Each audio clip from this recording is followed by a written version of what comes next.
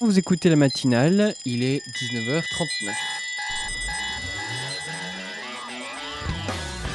Nous aurons également une chronique critique littéraire de Sonia. Sur une bande dessinée de Voilà. État de veille de Davide Reviati, publié chez Casterman. Coup de cœur pour une bande dessinée aujourd'hui, mais un titre qui, justement, je pense, peut également plaire à ceux qui ne sont pas particulièrement amateurs de BD. État de veille, c'est le premier livre traduit en français de l'italien Davide Reviati chez Casterman.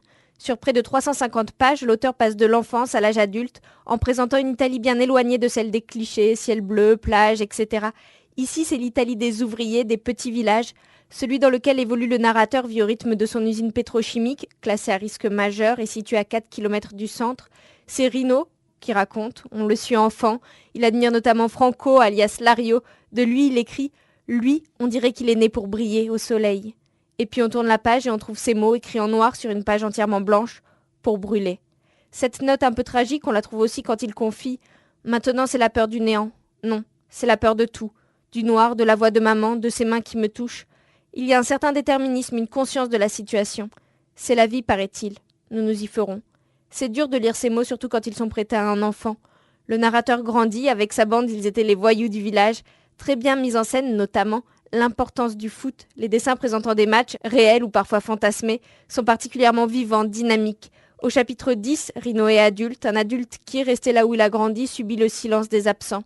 C'est à la fois mélancolique mais pas non plus plombant, le rêve s'invite parfois. Est-ce que c'est totalement autobiographique, ou bien en partie, ou bien pas du tout? Je n'en sais rien, mais en tout cas, le ton est très juste. C'est le réalisme qui prime. C'est dur et à la fois assez éblouissant, envoûtant. Ce livre, c'est un peu comme une confession sur le fil, comme s'il y avait urgence à témoigner, comme si c'était d'une seule traite que l'auteur avait donné naissance à État de veille. Et si je dis que ça plaira à ceux qui ne sont pas des inconditionnels de BD, c'est parce que si les illustrations, tout en noir et blanc, sont particulièrement belles, vraiment, l'écriture a une très grande place ici. Et c'est bien écrit. Bref, découvrez d'urgence État de veille de Davide Reviati chez Casterman. Nous découvrirons ça d'urgence, Sonia, promis. On remercie Sonia qui nous a parlé de la bande dessinée État de veille de David Reviati aux éditions Casterman. Passez une très bonne soirée sur le 93.9.